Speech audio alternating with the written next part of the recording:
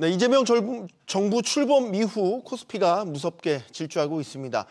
새 정부의 증시 부양 정책에 대한 기대감에 이어서 이스라엘과 이란 휴전 소식까지 전해지면서 투자 심리에 긍정적으로 작용하고 있는데요.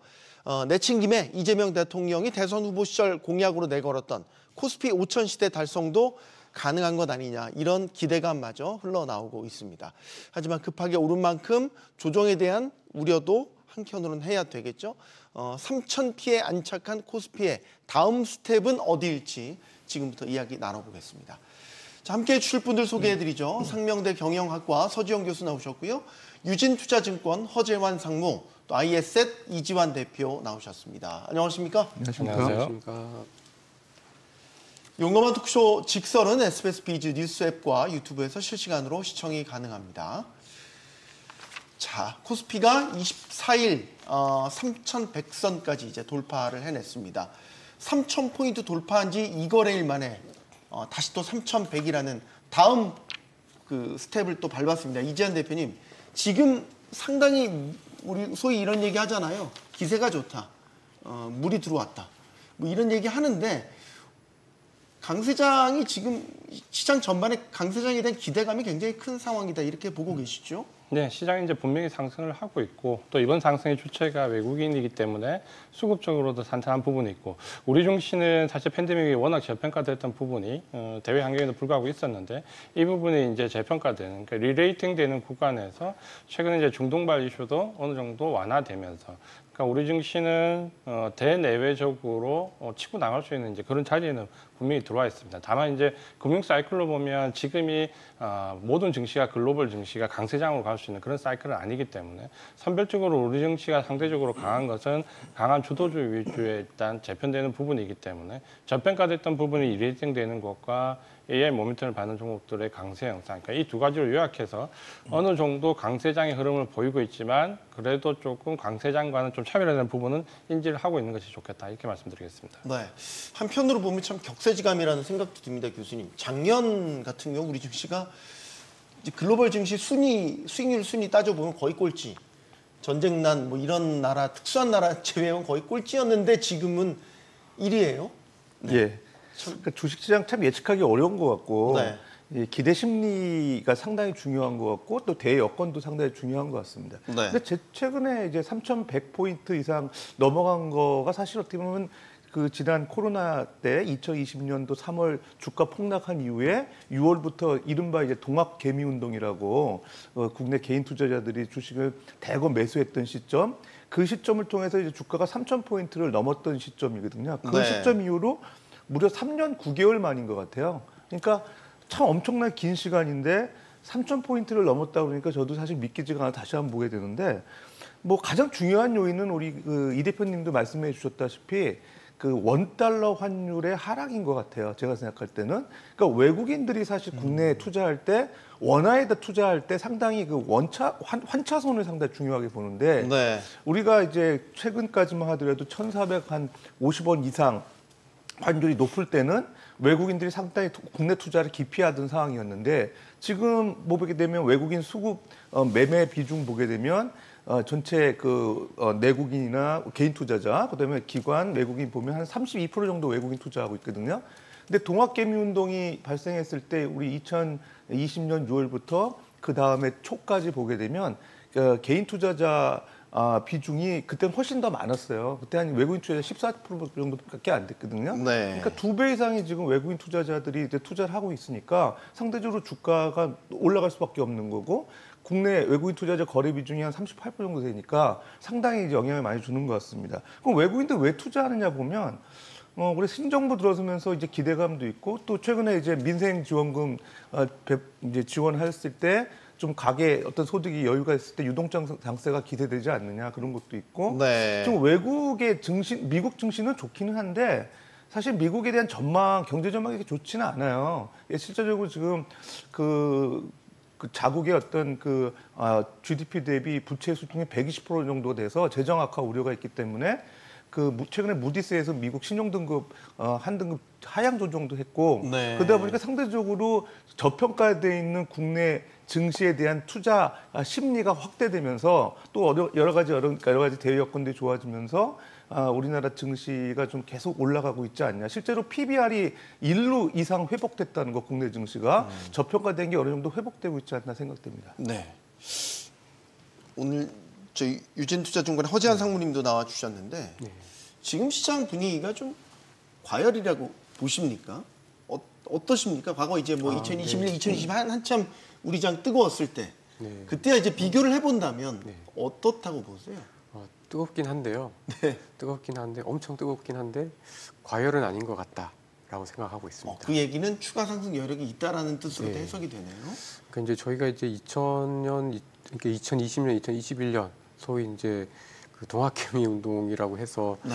국내 주가가 엄청 셌었을 때 그랬죠. 보면은 이제 시가총액 대비해서 그 하루의 거래 대금이 뭐 한 1%에서 2% 가까이 이렇게 집중이 됐었던 그런 구간들이 되게 많았었거든요. 하루 거래되고. 네. 근데 지금은 사실은 이제 1%가 조금 안 되는 수준이니까 그때에 비하면은 시장 규모에 비해서 거래 대금이 엄청 많이 늘어나지는 않았다라고 생각하고 있습니다. 근데 이게 왜 중요하냐면 이게 뭐 만약에 시장이 정말 너무너무 뜨거워서 막 쏠림 현상이 심하고 막 이러면은 네. 엄청 거래 대금이 급등을 하게 되는데요. 지금 보면 물론 이제 대선 이후에 거래 대금이 쭉쭉쭉 늘어나고 있긴 한데 저희가 그 시가총액 대비해서 봤을 때 시장 규모가 이렇게 커진 거에 비해서 지금 거래 대금은 1%가 안 되는 정도 수준이니까 네. 사실은 과거에 비해서 보면 그냥 뭐 저희가 이제 그 특히 코로나 이후로 쭉 이렇게 봤을 때는 평균보다 약간 높은 수준이긴 하지만 2020년, 2021년 엄청 저희 코스피가 뜨거웠을 때에 비하면은 뭐 그때만큼의 어떤 쏠림이 심하진 않다라고 좀 보여집니다. 그래서 뜨겁지만 과열은 아직은 아닌 것 같다 이렇게 보고 있습니다. 우리 그때 한참 불었던 뭐 이야기 이제 동학개미 운동 이런 식으로 얘기를 했잖아요. 제2의 동학개미 운동이 일어날 수도 있다고 보십니까? 지금 시장 상황에 이재한 대표님. 일단은 이제 그때가 좀 다른 거는 이번에는 그 수급의 주체가 외국인이라는 것과 시장이 이제 조금 과열이 아닌가라고 보여지는 이유는 아마 외국인들이 매수하는 펀더멘탈이니까 좀 전에 말씀드렸던 저평가되었던 대형주 위주의 랠리는 저도 과열이 아닌 것 같거든요. 그러니까 이거는 어떻게 보면 우리 시장에서 지금 보시면 지수 관련된 대형주들이 PBR이 0.5가 안 되는 종목들이 굉장히 많습니다. 그러니까 이런 종목들을 끌어올리는 것은 외국인들이 어느 정도 전략적인 차원에서 충분히 가능한 부분. 근데 또 한편으로는 우리가 흔히 얘기하는 정권이 바뀌고 난 이제 정책 관련된 종목들, 뭐 스테이블 코인이나 원전 관련된 이슈나 어떤 정책과 관련된 부분에서 분명히 이제 그쪽의 종목들의 오버슈팅은 좀 과열로 보이거든요. 그러면 우리가 좀 내 시각을 좀 양분화할 필요가 있는 게 외국인들이 매수하는 지수 관련 대형주 쪽을 리레이팅 관점에서 제가 볼 때 과열이 아닌 것 같고요. 반면에 이제 정책 관련돼서 개인들이 지금 몰려가고 있는 모멘텀, 그러니까 정책 관련돼 있는 쪽은 분명히 과열이 맞는 것 같습니다. 이 두 가지가 상존해 있기 때문에 아마 시장이 과열이 아닌가라고 이렇게 착각을 좀 할 수 있는데 전체적으로는 저는 우리 시장이 리레이팅이기 때문에 그렇진 않다 보이고 다만 동학개미 운동이 예전에 우리가 팬데믹 직후에 나왔던 지수 관련돼 있는 쪽에 대형 우량주 쪽이라면 참 괜찮을 것 같은데 이번에는 이제 이게 수급이 좀 나뉘기 때문에 좀 전에 말씀드렸던 외국인과 개인들의 매수하는 패턴이 완전히 다르기 때문에 이 부분은 조금 동학개미 운동에 의한 지수 상승 이렇게 좀 보기는 조금 어려울 것 같습니다. 네. 아까 이제 외국인이 주도한 장세였다, 상승세였다 이제 이런 얘기를 해주셨단 말이에요. 이게 외국인 수급이 구조적으로 추세적으로 이제 들어올 거냐라는 걸 여러 가지 조건들을 따라서 측정을 해보면 지금 환경이 어떻다고 보세요? 예를 들어서 환율 수준이라든지 글로벌 유동성 수준이라든지 이런 걸 봤었을 때 말이죠. 환율 수준에서는 상당히 외국인들한테 매력 있는 시장이죠. 지금 뭐 1,450원 이상 되던 시장이 지금 1,350원 고 왔다 갔다 하다 보니까 이제 100원 이상 이제 떨어진 시장에서는 상당히 그 환차익가 보일 가능성이 있고요. 네. 그다음에 그러니까 상대적으로 환율은 상당히 외국인들한테 긍정적 요인이 될 것 같고요. 그다음에 이제 글로벌 자금 같은 경우도 지금 미국에서 자금들이 좀 많이 빠지고 있어요. 왜 그러냐면 뭘 볼 수 있냐면은 미국의 이제 국채 수익률이 한 4.5% 정도 가까이 되거든요. 네. 미국 국채 가격이 떨어졌다는 얘기거든요. 미 국채 가격이 떨어졌다는 거는 기본적으로 이제 미국에 투자하려고 하는 안전자산에 투자하려고 하는 수요들이 많이 나가고 있다. 왜 그럴까 보면 약달러 기조가 현실화되고 있다는 거죠. 그러니까 미국에서 빠진 글로벌 자금들이 아시아 증시에서 이렇게 유입이 되고 있는데 특히 최근에 보면 이제 반도체를 수출 많이 하는 아시아 국가들 그런 국가들 중에서 우리나라의 시장 여건이 상당히 좋아지고 있다는 거죠. 그런 측면에서 보면 아까 반도체 얘기도 많이 하셨지만 반도체에 대한 그 외국인들에 대한 순매수가 상당히 늘어나고 있어요. 최근 들어서 SK 하이닉스에 대해서 최근 들어서 보게 되면 5월 이후에 한 3조 원 이상을 순매수하고 있거든요. 네. 외국인들이. 그런 거 보더라도 우리나라 증시가 사실 반도체 위주의 어떤 산업 구조를 갖고 있는 아시아 국가로서의 상당히 메리트가 있다. 이렇게 생각하면 외국인들이 당분간 우리나라를 나갈 이유는 별로 없을 것 같습니다. 상무님 현업 계시니까 외국계도 종종 보실 거 아니에요. 커뮤니케이션도 하시고.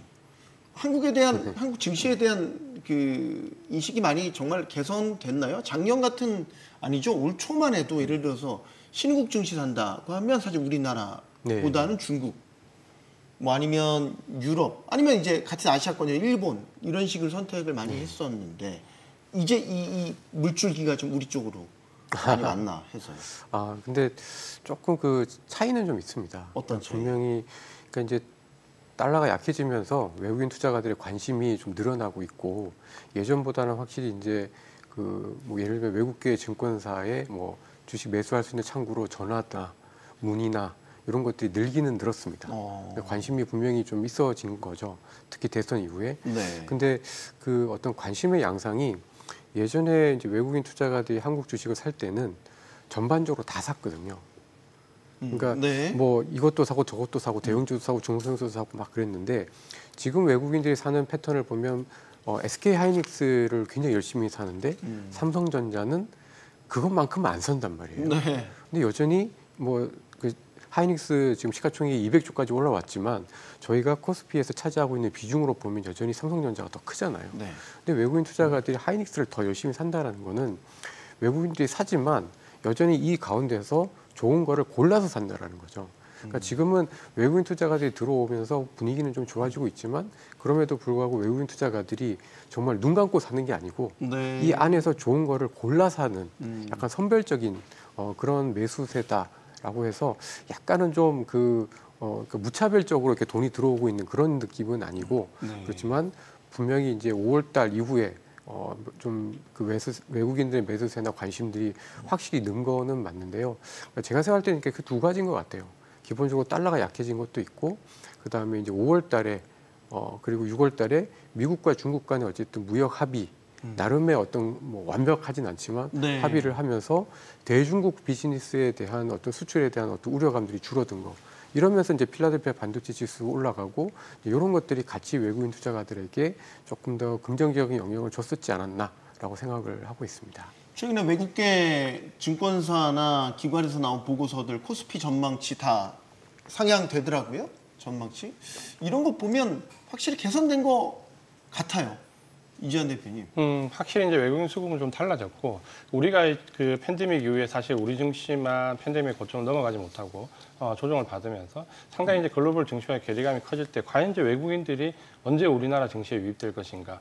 라는 부분, 삼성전자에서 언젠가 매수로 돌아갈 건가라는 부분이었는데 이 팬데믹 이후에 그 아시아 증시에서의 자금, 그 외국인 자금의 이동을 보면 사실 좀 다이나믹하고 좀 급격한 부분이 있습니다. 그러니까 작년 같은 경우에 중국 증시에 대해서 한 2달 만에 4년치 하락한 부분을 2달 만에 다 끌어올린다든지 혹은 일본이 마이너스 금리에서 탈출할 때 일본 증시를 급격하게 끌어올리는 현상이나 그러니까 뭔가 자금 유입이 급격하고 단기간에 좀 급박한 모습 이게 이제 팬데믹 이후에 외국인 그 자금이 아시아 증시에 유입되는 정도인데 물론 이제 이게 선진국이나 개발도상국이나 자금 이동 정도는 다르겠지만 어느 정도 이제 이런 급박성이 있는 것 같고 이제 그 자금이 일단 우리나라 증시에 유입되는 것은 분명히 보입니다. 근데 좀 전에 이제 그 사모님 말씀하신 것처럼 그 유입 정도가 이제 제한적이라는 거죠. 그러니까 그거는 아마도 외국인들이 지금 현재 그 기간도 마찬가지지만 금리 인하가 초기에 좀 진행되는 이 정도 그 사이클에서 증시에 유입되는 자금이 그렇게 급격히 많지 않을 겁니다. 보통 우리가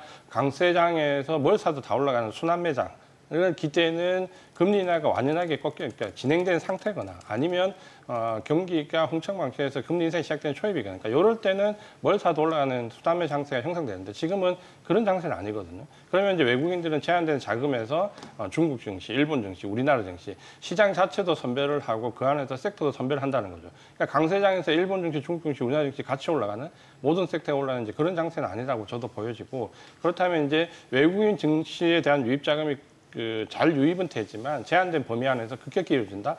그러면 우리가 이제 좀 경계해야 될 부분은 팬데믹 이후에 외국인 자금이, 그러니까 우리 증시가 급격히 올 때 삼성전자가 2달 만에 한 60% 올라갈 때 그 시기에 외국인 자금이 한 2달 상간에 10조 원 이상 아주 단기간에 급격히 유입됐거든요.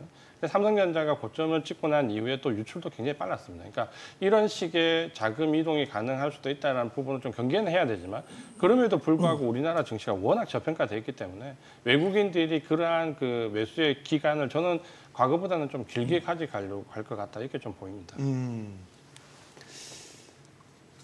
지금 우리가 공매도가 재개가 된 상태잖아요. 어떻게 보면 공매도가 재개가 되고 나서 이제 강한 상승장을 지금 만났단 말이죠. 최근에 이제 공매도 뭐 대차관 잔고가 늘어났다 이런 소식도 전해지고 있단 말이죠. 그러면 어떻게 보면 그 공매도가 정상화되고 나서 첫 시험대가 지금 딱 도래한 거 아닌가요? 이게 어떻게 작용할지 모르겠어요. 과열된 주가나 종목에 대해서는 공매도가 영향을 줄 것 같은데 상무님께 이건 먼저 좀 여쭤볼게요. 근데 그 주식시장이 좀 그 자금이 그 지금 예탁금 같은 경우에 많이 들어오고 있는 상황이잖아요. 네. 그러니까 뭐 대선 전만 해도 60조 정도였었던 고객 예탁금이 뭐 그저께 보면 뭐 65조, 뭐 그저께 또 그 다음에 또 조금 줄긴 해서 63조 뭐 이렇게 돼서 좀 줄긴 했습니다만 어쨌든 지금 늘어나고 있는 상황인데 이럴 때는 사실 공매도가 크게 영향을 주지는 못했던 것 같습니다. 왜냐하면 이제 밖에서 지금 신규 자금들이 들어오고 있는 상황이잖아요. 네, 받아낸다는 얘기죠. 네, 그걸 충분히 받아낼 수 있지 않나라는 생각이 좀 들어서 뭐 주가 하락에 엄청나게 뭐 그 트리거가 되거나 뭐 영향을 줄 정도는 아닐 거라고 저희는 보고 있습니다. 네. 일종의 이게 이제 뭐 기싸움처럼 벌어질 수도 있는데 공매도 대차 잔고가 최근에 좀 늘긴 했어요. 늘면서 이게 앞으로 지금 코스피 상승세에 찬물을 끼얹는 거, 발목을 잡는 것 아닌가 뭐 이런 전망이 나오고 있어서요. 교수님께도 견해 여쭙겠습니다. 그 외국인들이 수급이 이제 늘어나는 거, 외국인들이 이제 매수가 늘어나는 거는 기본적으로 공매도 잔고도 늘어날 수밖에 없어요. 외국인들이 단기 투자를 염두에 두고 있기 때문에 공매도 잔고가 지금 그 지난달 대비 한 그 16% 증가하는 8조 원 정도 되거든요, 최근에. 네. 그러니까 공매도 잔고가 늘어나면 주가 하락에 베팅하는 거 아니냐 이렇게 생각하잖아요. 근데 이제 외국인들 같은 경우는 단기 거래를 하기 때문에 지금 투자 매매 성향을 보게 되면 신용융자도 지금 상당히 이제 잔고가 한 11조 원 정도로 전월 말 대비 한 28% 정도 늘었거든요. 네. 그러니까 신용융자랑 공매도 같이 잔고가 느는 거예요. 그러면 한쪽은 신용융자가 는다는 거는 주가가 오른다고 보는 거고 공매도 잔고가 느는 거는 주가 떨어지는 쪽을 베팅하는 거잖아요. 그럼 상반대 쪽에 왜 이렇게 거래가 느냐 이렇게 볼 수 있는데 기본적으로 전제는 첫 번째 단기 투자에 이 염두를 두고 있는 거고요. 그러니까 지금 신용융자 같은 경우는 최대한 90일 정도 3개월 내에 뭔가 결론을 내고서 이 이익을 내겠다는 그런 목표 주가를 갖고 있는 사람들이고요.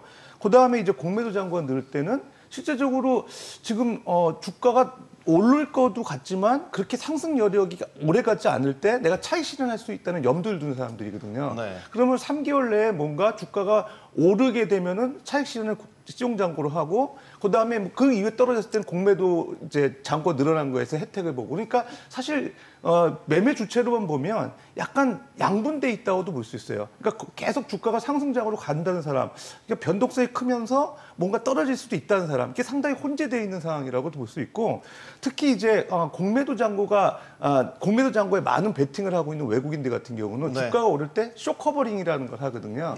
그렇기 때문에 주가가 올랐을 때 좀 쇼포지션에 대한 손실도 어느 정도 염두에 두면서 주가 하락에 대비하는 그런 모습도 아닌가 생각됩니다. 이재현 대표님은 지금 공매도 걱정 안 하세요?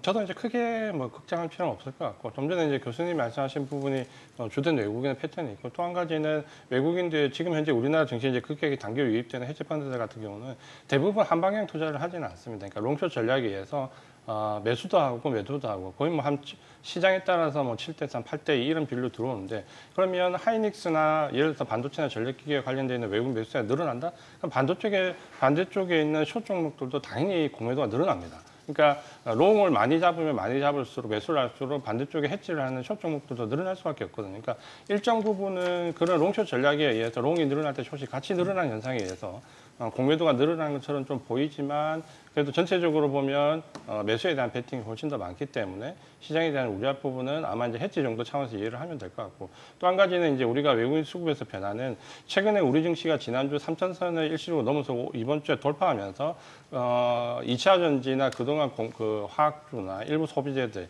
그러니까 공매도 압박이 굉장히 컸던 종목들의 공매도 한매가 급격히 나왔거든요. 그러니까 2차 전지가 하루에 막 10% 상승하는 그런 날들이 최근에 이제 비일비재하게 나오죠. 이제 그 부분은 아마도 이제 공매도 한매가 청산되면서 지수가 3,000선을 넘어가니까 일단 리스크 관리, 공매도를 한쪽에서 리스크 관리한 차원도 지금 보이기 때문에 공매도 자체는 롱숏 전략에 의해서 늘어나는 것에 대해서 크게 두려워할 필요가 없고 다만 이제 우리가 좀 경계해야 될 부분은 외국인들이 이 롱숏 전략에 의해서 일부 숏 종목 청산할 때 롱도 일부 청산되거든요. 거기에 따라서 눌림이 나올 때 오히려 추가 상승에 대한 개념으로 받아들이는 게 좋을 것 같고 또 한 가지는 이 공매도가 한매될 때 당일날 10%씩 주가 반등이 나온다고 해서 대부분은 그 시세가 연속성이 이어지지는 않습니다. 그러니까 그런 거를 조금 참고를 하셔서 외국인 공매도의 롱숏 전략에서 나오는 부분 이렇게 파악을 그냥 하시면 좋을 것 같습니다. 네. 지금까지 이제 시장 상황에 대한 전반적인 그 이야기들을 해봤습니다. 뭐 여러 우려들도 제가 제기하는 질문 드렸지만 공이 그래도 추가 상승에 대한 강한 기대감을 다 내포하고 계신 그런 말들이었던 것 같습니다. 그럼 이제 뭐가 주도할까? 지금 가장 핫한 우리 시장을 이제 3,200 이렇게까지 끌어올릴 또 주도 섹터. 지금 딱 보이는 건 반도체가 가장 뜨거운 것 같기는 한데 특히 하이닉스 같은 종목 말이죠. 상무님 견해 듣겠습니다. 네. 근데 사실 저는 이제 주도주는 반도체가 아니었으면 좋겠습니다. 아니었으면 좋겠다고요? 예. 그것도 무슨 왜냐면 뜻에서 그렇게 말씀? 그 삼성전자나 하이닉스처럼 이렇게 시가총액 덩치가 너무 큰 종목들이 이렇게 올라가게 되면은 그 나머지 종목들이 잘 못 가는 경우들도 가끔 상대적으로 있기 소외가 때문에 되는군요. 네, 사실 이제 주식시장이라는 거는 뭐 이 종목도 가고 저 종목도 가고 하면서 좀 이렇게 서로 으쌰으쌰하면서 이렇게 쭉 올라가는 게 좋은 거라서 저는 이제 특히 저희 한국에서는 반도체가 갖고 있는 상징적인 의미, 덩치가 또 규모가 워낙 큰데 덩치가 큰 만큼 얘네들만 너무 주가가 혼자 가면은 다른 종목들이 재미없다. 네. 이걸 좀 말씀드리고 싶고 그리고 사실은 이제 최근 들어서 반도체주가 좀 굉장히 좀 강하고 특히 어제 많이 강하긴 했습니다만은 사실 선거 끝나고 최근에 한 6월 달만 봤을 때 가장 좀 눈에 돋보이는 종목들은 사실은 은행, 증권, 보험, 그다음에 지주와 같은 금융주들이었던 것 같습니다. 네. 그래서 저는 오히려 지금처럼 이 약간 대선 선거 이후에 어떤 정책에 대한 기대감, 그다음에 돈이 주식시장으로 들어올 것에 대한 기대감이 있을 때는 오히려 금융이나 증권과 같은 이런 유동성과 관련된 업종이 지수 상승을 좀 더 주도하지 않을까 그렇게 예상을 하고 있습니다. 네. 이재한 대표님은 어떻게 보세요? 이재한 대표님도 반도체가 오르면 안 된다고 보세요. 농담입니다. 아마 이제 사모님이 이제 그 개인 투자자분들 많이 걱정하셔서 네. 골고루 올라왔으면 좋겠다는 관점이었는데 저도 이제 우려스러운 부분은 비슷합니다. 그러니까 외국인들이 매수하는 지수 관련 대응주도 정말 좋죠. 근데 지금 이제 개인들이 많이 매수하는 정책 관련된 종목들 사실 이제 위태위태한 부분이 좀 있거든요. 그래서 지금 시장의 이제 모멘텀을 주도주는 확실히 반도체가 맞는 거는 같고요. 반도체나 전력기 결국은 이제 AI 모멘텀을 받는 쪽 이거는 이제 미국도 그런 현상이 오고 그러면 지금 현재 우리 증시에 들어와 있는 가장 강한 핵심 모멘텀이라고 보면 AI 모멘텀 그리고 실적 그리고 이제 정책 이 세 가지거든요. 그러니까 이 세 가지가 겹치는 종목이 가장 강력한 주도주가 될 건데 이제 반도체 같은 경우는 정책과 관련된 부분에서도 실적에서도 AI 모멘텀에서도 다 해당이 되거든요. 그러니까 이 세 가지 교집합이 되는 종목들을 딱 찾으면 시장을 주도하는 종목들이 되는데 그게 보면 뭐 반도체나 전력기기나 이런 종목들이기 때문에 외국인들이 거기에 이제 몰릴 수밖에 없다라고 좀 보여지고 시장이 이제 이 주도주와 비주도주 간에 아마 편차는 좀 벌어질 거고 아마 보시면 느끼실 겁니다. 보통 우리가 지수가 급등할 때는 사실 코스닥이 코스피보다 훨씬 강하거든요. 근데 지금 장세는 보시면 외국인 주도 장세이기 때문에 코스닥보다 코스피가 더 강하거든요. 그러니까 이런 부분들을 참고를 하셔서 지금은 대형주 가는 말, 그러니까 계속 가는 말을 올라타는 전략, 그러니까 이런 쪽으로 주도주를 계속 압축하는 전략이 지금은 좋을 거는 같습니다. 네. 작년까지는 사실 미장, 뉴욕 증시가 워낙 뜨거웠기 때문에 이 국내에 투자하는 것보다 이제 미국 쪽으로 다 옮겨가시는 이른바 서학개미들이 많으셨죠. 근데 교수님 요즘엔 또 반대래요. 서학개미들이 이제 또 다시 또 국장으로 오신 동학개미들로 이제 변모를 하신다 뭐 이런 이야기들 나오고 있더라고요. 수익률 때문에 그렇죠. 네. 국내 수익률 안 좋을 땐 당연히 이제 미국장에 투자하시는데 최근 들어서 미국 시장에서 사실 우리나라 그 국민들이 제일 선호하는 주식이 테슬라 주잖아요. 네. 테슬라 주가가 사실 많이 떨어졌어요. 여러 가지 뭐 이유가 있겠지만은 테슬라 주가가 떨어지면서 사실은 국내 주식 시장으로 회귀하는 국내 투자자들이 상당히 많고 또 국내 투자자들이 사실 국내 시장에 기대하는 분도 꽤 있어요. 왜냐하면 이제 신정부 들어서면서 이제 상법 개정안이라든지 국내 이제 여러 가지 그 배당 소득세에 대한 분리과세의 기대감, 그 다음에 또 우리나라 상대적으로 지금 기준금리가 2.5%까지 떨어지고 있고 추가적으로 경기 부양이 있을 때 주가가 떨어지면 금리가 떨어지면 주가가 오히려 또 상승장이 될 것 같은 기대감 이런 것들이 맞물리면서 최근에 우리나라 실제로 국내 투자자들 동학개미라고 하는 국내 주식 투자자들이 평균적으로 두 자릿수 수익률 기록한 분들도 많이 나오고 있기 때문에 네. 그럼 우리나라 미국 투자하는 거 어차피 지금 환율도 떨어지고 있는데 굳이 사실 미국 시장보다는 국내 시장으로 이때 회귀하는 게 좋지 않냐 그런 아마 시각도 있는 것 같습니다. 네. 예전에 국장 탈출은 진흥순이다. 이제 반대 국장으로 복귀하는 게 진흥순이 된 것 같아요. 현장에서도 많이 그런 분위기가 일으켜지십니까, 상무님? 그럼요. 그 이제 사실 작년까지만 해도 그리고 올해 초까지만 해도 네.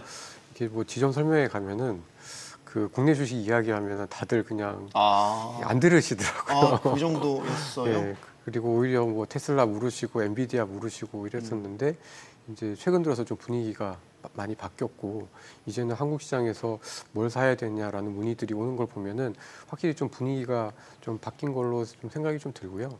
근데 뭐 그렇다고 해서 저는 미국 시장이 나쁘다 또는 뭐 그 끝났다라고 보고 있지는 않고 네. 어떻게 보면 이제 미국 시장이 지난 뭐 2년 3년 동안 다른 국가들 대비해서 너무 독보적으로 많이 올랐는데 뭐 이렇게 많이 오른 데는 또 그만한 이유가 있었던 것 같습니다. 네. 그러니까 그만큼 이제 기업들의 이익의 창출 능력이 워낙 뛰어나니까 뭐 여전히 좀 미국 시장에 대해서는 저희가 좋게 볼 수가 있는데 이제 그 작년하고 올해 들어서면서 제가 조금 걱정했던 부분 그리고 지금 현실화되고 있는 거는 너무 이제 해외 쪽 그리고 미국 시장에만 이제 그 몰입하는 이런 그 투자 패턴들이 좀 쏠림 현상들이 분명히 있었고 제가 생각할 때는 이제 올해는 뭐 미국도 여전히 좋지만 이제 뭐 국내 주식 시장도 어느 정도 좀 비중을 가져가야 되는 상황이고 또 달러 약세가 어느 정도 좀 더 진행이 될 가능성이 높다라고 했을 때 이런 투자의 어떤 다변화 관점에서 뭐 미국 시장도 좋지만 저희 국내 시장도 어느 정도는 더 좀 관심을 갖고 바라볼 필요가 있을 걸로 보고 있습니다. 이제 밸런스를 찾아간다고 할까요, 이재한 대표님? 이제는 완전 미장 쪽에 막 쏠렸던 것들이 이제 자산 배분을 좀 다시 국장 쪽으로도 이제 하시고 뭐 이렇게 하시는 것 같아요. 근데 이제 서학개미들이 환차손을 입는다고 해서 한참 막 울상이다 이런 얘기도 있었지만 하반기에는 또 미장이 다시 저력을 발휘할 수 있지 않을까. 뭐 밤사이 나온 이야기지만 7월 금리 인하 뭐 가능성은 조금 더 높아진 것 같고 하반기 미장 어떻게 보십니까? 저도 나쁘지 않을 것 같고요. 단기간 우리 증시가 이제 워낙 좋았기 때문에 국내 증시는 이제 유턴하시거나 국내 증시에 대한 관심이 급격히 높아졌는데 아마 이제 우리 동학개미도 해보셨고 그 뒤에 이제 서학개미도 해보셨기 때문에 큰 파도의 물결이 이제 한 번씩 왔다 갔다 했다. 그러면 아마 이제 좀 전에 말씀하신 것처럼 이제 어느 정도 미국 주식에 대한 투자와 한국 주식에 대한 투자 어느 정도 밸런스를 맞춰야 되겠구나. 그러니까 미국 주식은 뭔가 펀더멘탈 기반을 해서 좀 장기간 가져갈 수 있겠구나라는 장기 투자 쪽인 관점에서 그리고 국내 증시나 변동성이 좀 단기간에 강하고 증시 변동성이 부분이 좀 크니까 변동성 투자는 국내 증시로. 그러니까 이렇게 해서 양쪽 다 밸런스를 좀 맞춰서 가져가는 전략이 지금은 아마 이제 모든 개인 투자자분들이 한 번씩 왔다 갔다 하면서 좀 느끼시지 않을까라고 좀 보여지고, 그렇게 본다면 저는 지금 미국 증시도 그렇게 나쁘게 볼 필요는 없거든요. 어쨌든 지금 이제 관세 문제가 한 발 뒤로 물러나 있지만 이제 7월 8일 이제 다다음 주 되면 이제 본격적으로 이제 관세 문제가 또 다시 등장을 할 건데, 그런 점에서 미국 경제는 어쨌든 나쁠 게 없고, 또 최근에 보시면 미국의 뭐 인플레이션 관련된 지표, 고용과 관련된 지표, 경제 관련된 지표, 우려감은 크지만 생각보다 그렇게 나쁘지 않습니다. 그러니까 그런 걸 본다면 장기 투자는 여전히 미국 주식을 가져가는 전략, 그 다음에 변동성을 활용한 우리 국내 증시에서의 어느 정도 수익을 단기간에 극대화하는 전략, 이 양쪽을 축으로 다 가져가시는 전략이 저는 좀 좋을 것 같습니다. 네, 뭐 하반기 미장 전략에 대한 이야기를 해봤지만 국내장으로 다시 돌아오게 되면 지금 3,100포인트를 찍었고, 그 다음 레벨업을 위해서는 또 따져봐야 될 게 뭐가 충족이 돼야 되냐, 여러 이야기들을 할 수 있단 말이죠. 이제 그 중에 하나가 미우나 고우나 시총 1위 삼성전자에 대한 이야기를 빼놓을 수가 없어서 이거 마지막으로 할게요. 삼성전자가 지금 주가가 6만 원을 달성했는데 되게 불안해 보이거든요. 올라갔다가 다시 내려온 게 몇 번 반복이 됐단 말이죠. 하반기에는 좀 달라질까요? 이게 하이닉스는 상대적으로 탄력적으로 계속 치고 올라가면서 시총이 뭐 200조를 넘어섰는데 삼성전자는 상대적으로 좀 지지부진하다는 말이죠. 아무래도 이제 삼성전자가 갖고 있는 그 경쟁력에 대한 의구심들이 아직 좀 남아 있기 때문이다라고 좀 보고 있는데요. 그래서 사실 이제 그렇죠. 그러니까 그 HBM이라든지 이런 AI 쪽에서 봤을 때 좀 더 경쟁력이 있는 건 분명히 하이닉스가 맞는 것 같습니다. 네. 근데 이제 이렇게 삼성전자가 근데 다시 기회가 오려면은 전반적인 이제 글로벌 경기 자체에 대한 어떤 부담이 좀 줄어들면서 반도체 경기 자체, 그러니까 AI나 뭐 이런 그 혁신에 대한 어떤 기대뿐만 아니라 전반적인 경기, 뭐 PC나 핸드폰이나 이런 전반적인 IT 제품에 대한 수요 자체가 늘어나는 이런 게 좀 나타나야 될 것 같은데요. 그래서 그런 측면에서 봤을 때는 저는 올해 한 연말 되기 전에는 글로벌 경제 그리고 저희 국내 수출의 어떤 큰 흐름이 더 나빠지진 않을 것 같고, 그 시점 전후로 해서 삼성전자도 지금보다는 좀 더 힘을 낼 가능성이 좀 있지 않을까라고 기대를 하고 있습니다. 이지한 대표님은 삼성전자 6만 원 안착의 필요 조건과 충분 조건이 뭐라고 보십니까? 일단 이제 삼성전자가 HBM4에 대한 시제품을 빨리 시장에 출시를 해야 되겠죠. 지금 SK 하이닉스가 HBM4 시제품뿐만 아니라 일부 이제 양산에서 공급까지 한다는 얘기가 나오고, 마이크론 테크놀로지도 HBM4 시제품이 나왔죠. 그러니까 그러면 삼성전자는 HBM4에서 분명히 뭔가 좀 역전의 상황, 반전의 계기를 만들겠다고 했는데 아직 시제품도 나오지 않았다니까 이 부분이 시장이 좀 불안해하고 있고, 또 한 가지는 이제 시스템 반도체 쪽에서 최근에 TSMC가 GA 방식으로 2나노 양산하겠다. 그러니까 이 부분도 사실 부담이거든요. 그러니까 삼성전자 시스템 반도체에서 GA 방식으로 원래는 3나노에서 TSMC와 어떤 한판 승부, 역전연타 이걸까지는 아니더라도 뭔가 걸어보려고 했는데 오히려 그 GA 방식을 TSMC가 2나노에서 양산한다. 그러니까 이런 부분들이 삼성전자를 보면 굉장히 현실적으로는 부담감이 굉장히 크다.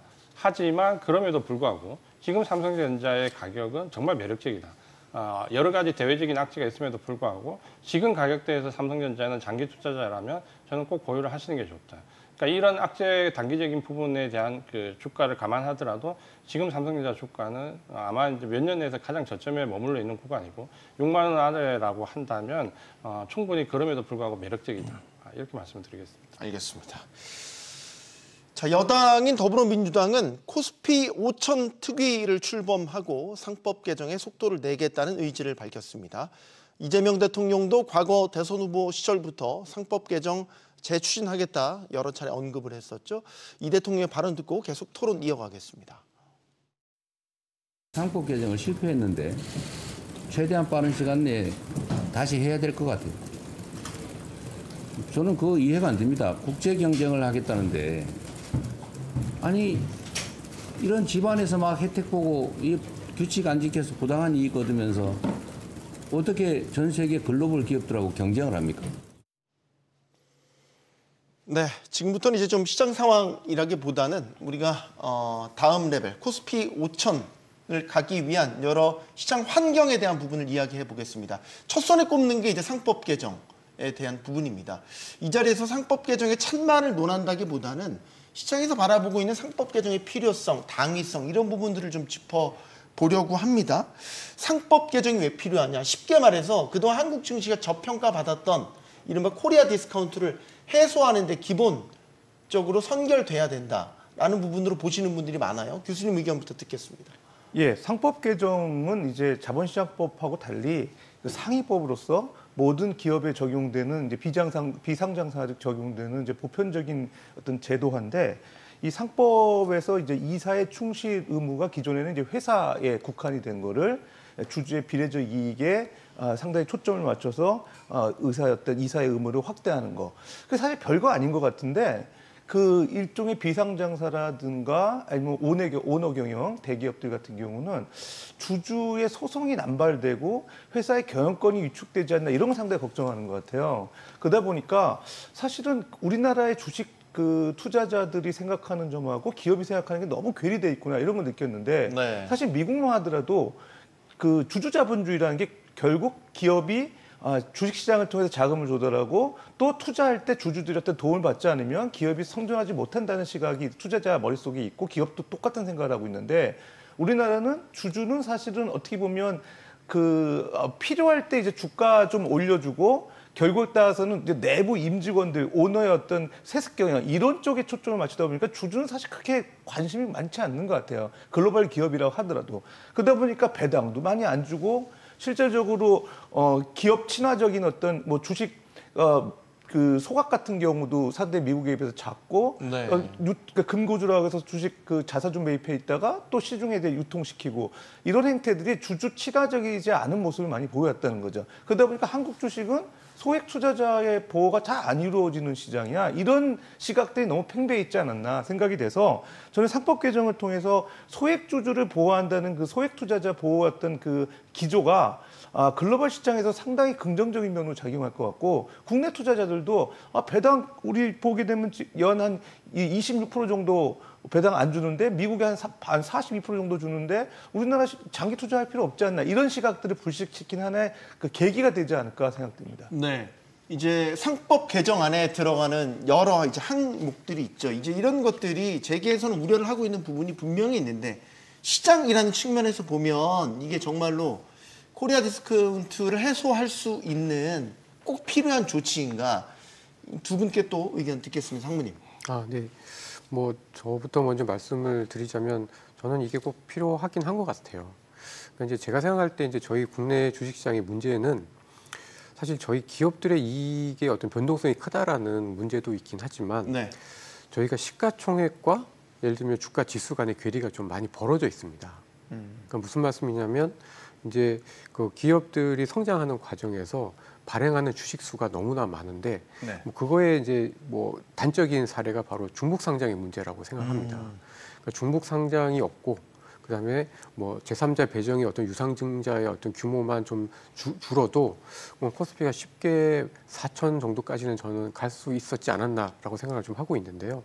이게 이런 상법 개정을 통해서 어쨌든 그 소액 주주들한테 피해를 주는 어떤 중복 상장의 문제만 해소가 돼도, 적어도 그러니까 선거 전 대비해서 10에서 15% 가까이는 저희 한국 시장이 올라올 수 있는 여지들이 있었고, 지금 이제 그런 부분들이 일정 부분 반영이 되는 거라고 생각을 좀 하고 있습니다. 그래서 결국은 이런 상법 개정이라는 것들이 소액 주주들한테 피해를 줄 수 있는, 대표적으로 중복 상장과 같은 문제들을 완화를 시켜주면 코리아 디스카운트 해소에 도움이 될 가능성이 좀 크다라고 생각합니다. 이지한 대표님께도 의견. 저도 이제 비슷한데요. 이 필요하다 보여지고, 최근에 이제 나왔던 뭐 골드만삭스의 외국계 리포터들이 이걸 다 언급하죠. 상법 개정안을. 그러니까 우리 디스카운트된 한국 증시가 레벨업 되는 데는 이 상법 개정안 다 필수적으로 지금 다 꽂고 있거든요. 그러니까 그만큼 필요하다라고 보여지고, 물론 이제 이 안에 우리가 세부적으로 찾아보면 뭐 이사의 의무 이런 거는 글로벌 스탠다드를 좀 보기 어렵고, 집중투표제 이런 것도 역시 마찬가지로 경영권을 좀 압박할 수 있다라고 생각되지만, 좀 전에 상무님 말씀하신 것처럼 그럼에도 불구하고 그동안 우리 기업들이 이 주주가치 제고에 너무나 지금 책임을 많이 회피했기 때문에, 우리 그 증시가 이렇게 디스카운트 되는 데는 항상 지정학적 리스크 얘기를 했지만, 그것보다는 저는 이 부분이 더 크기 때문에 상법 개정안은 저는 반드시 해야 된다라고 말씀드리고 싶고, 또 이게 단기적으로 우리 증시에 기업들에 대한 압박 요인이 있다고 하더라도 장기적으로 보면 아마 주주가치 제고, 한국 증시의 레벨업 이런 부분들이 기업에도 긍정적 영향을 끼칠 거라고 보거든요. 그래서 저는 꼭 필요한 제도고 반드시 해야 된다고 생각하고 있습니다. 아까 그 시가총액과 주가의 괴리를 아까 말씀하시면서 상법 개정만 돼도 이제 그 말이 들어요. 쉽게 4천, 코스피가 4천 갈 거다라고 이제 말씀을 하셨잖아요. 네. 예를 들면 해외에서 코리아 증시, 한국 증시를 볼 때 그 정도로 기업 주주가치 재고라든지 지배구조에 대한 문제점을 심각하게 보고 있나요? 저는 그런 것 같습니다. 네. 그러니까 사실 이제 저희가 물론 그것만 문제가 있는 건 아니고요. 그러니까 이제 어떻게 보면 한국 기업들이 글로벌하게 봤을 때 뭐 5년, 10년 전보다 굉장히 많이 성장을 하고 인지도도 높아지고 이제는 뭐 어디 가서 한국 기업들 얘기하면 다 알 만큼 네. 브랜드 가치도 높아졌음에도 불구하고 여전히 저희 한국 기업들에 대한 어떤 주식시장에서의 가치 평가가 굉장히 좀 낮은 가장 결정적인 이유들 중에 하나는 북한이 아니고 북한 문제가 아니고 저는 이제 말씀하셨던 이런 지배 구조 그리고 특히 네. EPS 그러니까 한 주 대비해서 주주들의 가치를 얼마나 지켜줄 수 있는지 이 부분이 굉장히 좀 중요한 것 같은데요. 보면 각 국가들의 어떤 주가 지수와 시가총액을 그려보면 대부분 일치합니다. 그러니까 주가랑 시가총액이 대부분 일치하고 그게 맞는 거죠. 근데 저희는 시가총액은 엄청 늘었는데요. 주가 지수는 여전히 인제 3천이라는 거죠. 그러면 그 괴리가 뭐냐? 결국은 주식 발행을 너무 많이 했다라는 건데 주식 발행을 많이 했다라는 거는 결국은 그 뭐 IPO가 엄청 늘어나서 기업 수가 많은 거. 그러니까 저희 주식시장 내에서 약간 부실 기업, 좀비 기업이 아직까지도 좀 존재하고 있다라는 그 부분 하나와 그다음에 말씀드렸던 중복 상장, 네. 큰 기업들이 이제 쪼개기 상장을 하면서 이제 그 주식 수가 늘어난 부분, 요 부분이 꽤 많이 특히 지난 한 2022년부터 2003년 저희가 뭐 LG엔솔, 뭐 카카오뱅크 막 이렇게 엄청 큰 기업들이 쪼개서 막 상장할 때 이후에 다른 시장이 고점을 넘어가면서 계속 성장했던 거와 저희가 굉장히 좀 갇혀 있었던 그 흐름에서 결정적인 요인이 아니었나라고 좀 생각이 좀 듭니다. 그 경영계에서 이제 계속 우려하는 거는 상법 개정이라는 큰 칼을 휘두를 필요가 있겠냐. 아까 중복 상장 문제라든지 혹은 이제 뭐 물적 분할의 폐해 뭐 이런 것들을 해소하려면 자본시장법에서 그런 걸 다뤄서 문제가 안 되게끔 개정할 수도 있지 않냐. 꼭 상법이라는 그 모법을 다 그렇게 고치게 되면 득보다 실이 클 수 있다라는 게 이제 경영계 생각인 거잖아요. 예, 그렇습니다. 근데 사실은 자본시장법이 어느 순간부터 상당히 누더기 법이 됐어요. 그러니까 체계가 일목요연하게 어떤 흐름이 있는 게 아니라 그러니까 백과사전식으로 나열식으로 되다 보니까 네. 그걸 일일이 어떤 흐름을 잘 이해하기 어렵고 자본시장법이 뭐 필요할 때마다 많이 이제 고치는 그런 법이 되다 보니까 네. 모두 랜덤하게 그때 현안에 맞춰서 고쳐야 되는 제도와는 딱 자본시장법에 건드리더라고요. 그러니까 사실 그게 제일 법이 고치기 쉬워서 그런지는 모르겠는데 일단은 우리나라 지금 우리 상무님 말씀하신 것 같이 물적 분할도 이제 중복 상장 문제도 사실은 그 대기업들 같은 경우는 문어발식 사업 확장을 하면서 다 그동안에 이제 물적 분할을 원했던 거예요. 근데 이제 물적 분할에 가장 폐해가 컸다고 이제 사례가 나온 게 LG엔솔 같은 사례. 네. 그러면서 최근에 이제 그 기업들이 사실은 인적 분할로 이렇게 전환하면서 사실 눈치는 많이 보고 있죠. 근데 이제 물적 분할에 대한 시각도 국내와 이제 미국 기업의 어떤 그 주주에 대한 의식이 다르거든요. 미국은 상당히 물적 분할을 상당히 제도적으로 금지하고 있고 네. 그렇게 되면 주주를 이제 한테 멀어진다고 생각하고 있어요. 근데 우리나라는 사실 솔직히 말씀드리면 손바뀜 주주가 너무 많은 거예요. 그러니까 주주라고 하면 최소한 뭐 한 1년 정도는 투자하는 사람들을 미국 사람 투자자 주주로 보는데 우리나라는 한 3일만 갖고 있어도 주주잖아요. 네. 그러니까 이 사람들이 뭐 어차피 나중에 떠날 사람들인데 뭐 이렇게 주주 친화적인 정책을 칠 필요가 없다고 생각하는 거예요, 기업들이. 그러다 보니까 국내 투자자들은 어차피 장기 투자할 필요 없고 내가 단타로 투자를 해서 차익 조금씩 내는 그런 시장이라고 생각하기 때문에 주주라는 개념보다는 그냥 소위 말해서 이제 뜨내기 손님 같은 식으로 아니, 실질 계산이 안 되는 거예요. 안 되는 거죠. 네. 그러다 보니까 쉽게 얘기해서 배당도 적게 주고 아까 말씀드린 바와 같이 그 배당 성향도 장기 투자를 해야 배당 성향을 많이 주거든요. 네. 미국은 사실은 배당으로 살아가는 분들이 많잖아요. 우리는 사실은 이자 소득으로 살아가는 노인분들이 많거든요. 네. 거기부터 생각하니까 우리나라는 젊은 분들 같은 경우는 장기 투자할 필요가 없다고 생각하기 때문에 이런 주주들에 대한 여러 가지 친화 정책들이 상당히 줄어들고 그런 것들이 또 사실 이게 악순환으로 이어지면서 국내 주식의 투자를 상당히 장기 투자하는 사람들은 좀 미련한 사람이다. 그거 뭐 기회비용 생기는 거 왜 투자하냐 이런 식으로 가지 않나 생각됩니다. 이게 아예 그러니까 DNA를 좀 바꾸자라는 목소리들이 나오는 분들은 지금 이 환경하에서는 뭐 상장사든 그 상장사에 투자하는 투자자든 약간 뭐라 해야 돼 서로 버릴 준비를 하고 들어간다라고 할까요? 이걸 아예 이제 판을 엎기 위해서는 상법 개정이 이제 불가피하다 이런 이제 목소리가 나오고 있는 거죠. 배당 이야기 아까 나왔으니까 배당도 촉진하기 위한 세제 개편도 하겠다 이런 이야기 했거든요. 이건 어떻게 보십니까?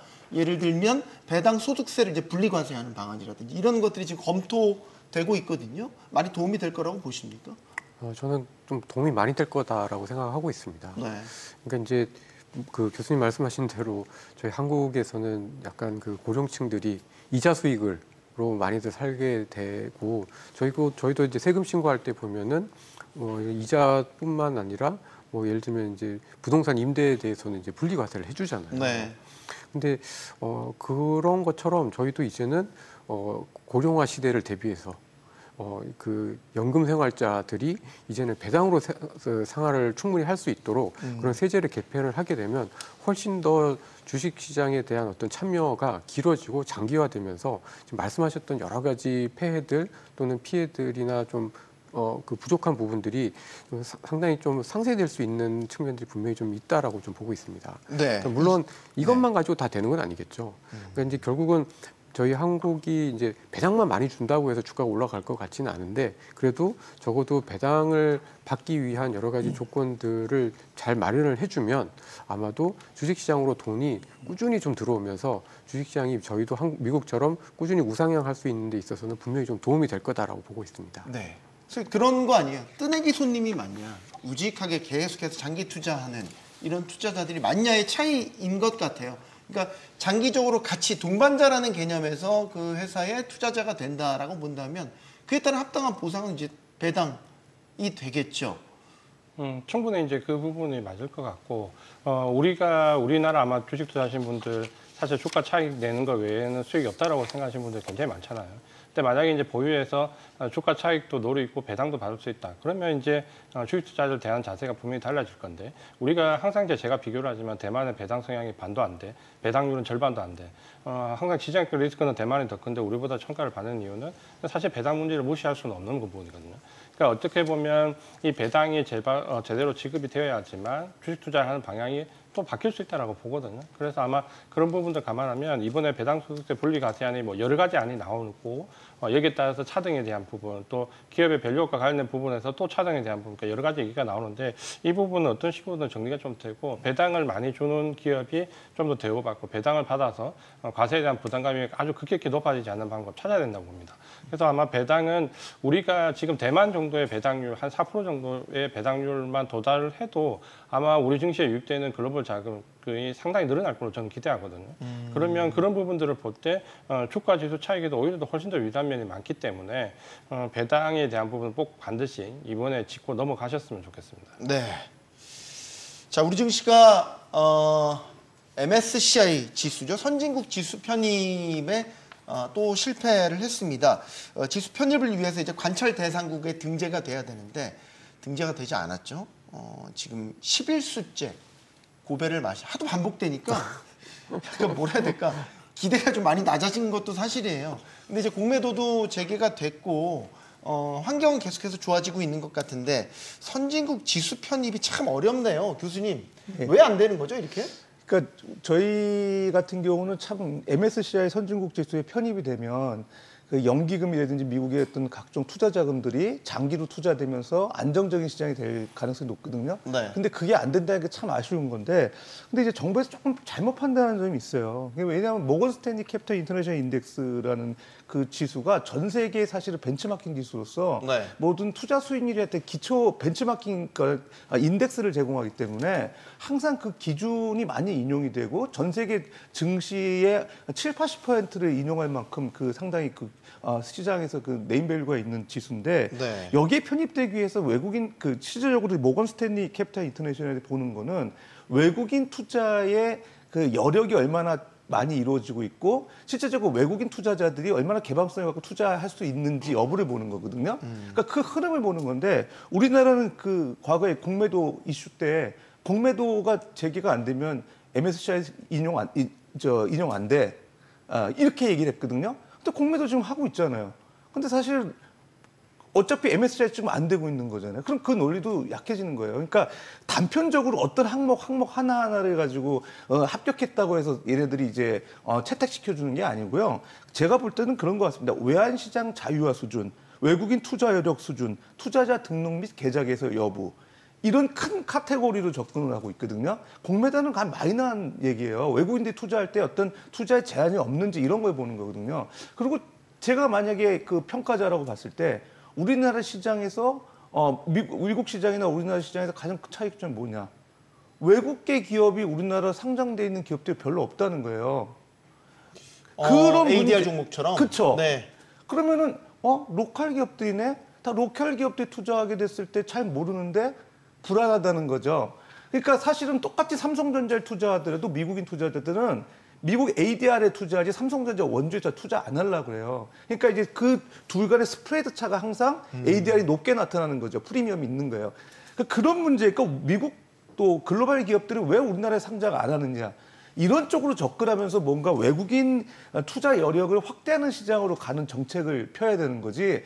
공매도 해? 외환시장 지금 그 시간 연장해가지고 몇 시간까지 연장해줬는데 왜 MSCI 안 돼? 이렇게 단편적으로 접근하는 것보다는 그 사람들이 원하는 외국인들이 투자했을 때 안심하고 충분히 거래할 수 있는 시장으로 탈바꿈하는 그런 거시적인 정책이 더 필요하지 않나 생각됩니다. MSCI 선진지수 편입되면 코스피 5천 달성하는 게 훨씬 더 용이해집니까? 물론 그 각종 패시브 자금이라든지 들어온다고는 하는데 이게 뭐 개념적으로는 알겠는데 실질적으로 어떤지 모르겠어요. 글쎄요. 저는 사실은 딱히 상관관계는 없다라고 생각을 하고 있는데요. 그래요? 왜냐하면 주가로 움직이는 건 아무래도 기업의 이익의 레벨인 것 같거든요. 그러니까 이제 저희가 기업의 이익의 레벨에 비해서 좀 저평가되고 있는 건 맞고, 근데 그리고 MSCI 선진국 지수에 편입이 되면 아무래도 이제 해외에 장기 자금이 들어오면서 이제 수급 요인들이 조금 더 좋아질 수 있는 측면들은 있지만 반드시 이게 국내 기업들의 어떤 이익의 레벨을 크게 올리는 거하고는 직접적인 상관관계는 저는 없지 않나라는 생각이고, 또 그 과거에 이제 선진국 지수에 들어갔다가 또 빼졌다, 뭐 과거에 뭐 이스라엘이나 그리스 같은 나라들 들어갔다 뺐다 뭐 이런 사례들을 보면은 네. 사실 선진국 지수에 편입이 됐다고 해서 주가 지수가 반드시 굉장히 많이 올랐던 것 같지는 않습니다. 그러니까 결국은 그 안에서 기업들이 얼만큼 글로벌 경쟁력을 유지를 하느냐, 그리고 주가를 거래하는 그런 시스템이 얼마만큼 투명하냐, 이제 요게 이제 관건인데, 이 편입이 되게 되면 네. 아무래도 시스템에 대한 어떤 그 확인이 된다, 뭐 그 정도의 의미가 있지 않나라고 저는 좀 보고 있습니다. 알겠습니다. 코스피 3,000포인트 달성하니까 일부에서는 다소 흥분한 조짐도 엿보입니다. 하지만 적정 가치 이상 과열된 주가는 결국 제자리로 돌아오기 마련이죠. 자, 그래서 코스피 3,000, 4,000, 5,000 이렇게 숫자를 높이는 게 중요한 게 아니라 정말 5,000포인트 가려면 5,000포인트로 갈 수 있는 기업 가치, 시장 환경을 만드는 게 훨씬 더 중요해 보입니다. 토론 마치겠습니다. 여기는 모든 경제가 모이는 SBS 비즈입니다. 시청해주신 여러분 고맙습니다.